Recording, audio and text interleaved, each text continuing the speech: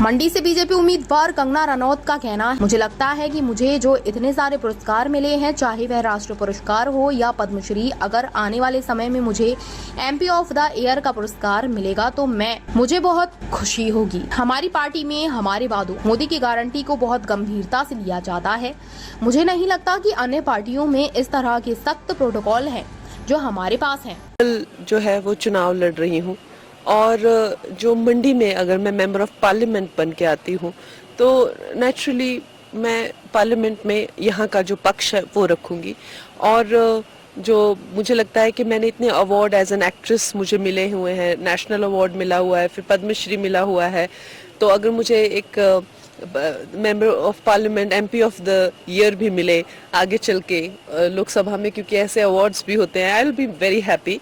बाकी film industry को लेकर अगर कल को मुझे और कोई रोल मिलता है, कोई मिनिस्ट्री मिलती है या किसी तरह का कोई और रोल मिलता है जो कि पूरे नेशनल लेवल पे हो, तब हम सोच सकते हैं, लेकिन अभी तो सिर्फ मंडी की ही और उसके ही विकास की बात की जा सकती है।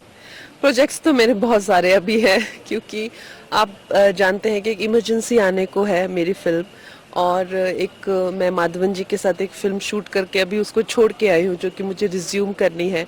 उसके अलावा जो है मैंने जो 3-4 फिल्म्स हैं मेरी वो साइन की हुई है, चाहे सीता जो है उनकी ट्रिलॉजी है, या उसको इनको क्या कहते नोटी विनोदनी करके जो बायोपिक है, उस तरह से है मेरी काफ़ी फिल्में।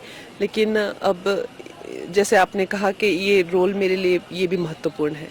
सेब के जो बागवान हैं उनके डेफिनेटली काफ़ी चैलेंजेस हैं और हर जगह के अपने अपने अलग अलग हैं। कहीं कहीं उनको स्टोरेज, कोल्ड स्टोरेज चाहिए, कहीं उनको जो है कोई चाहता है कि इंपोर्ट ड्यूटी ज़्यादा हो, और भी उनके जो है वो चैलेंजेस हैं, सेब के जो है रेट बढ़े, ऑल दैट। तो वो तो खैर अब प्रशासन के साथ बैठकर ही करने वाली बात है।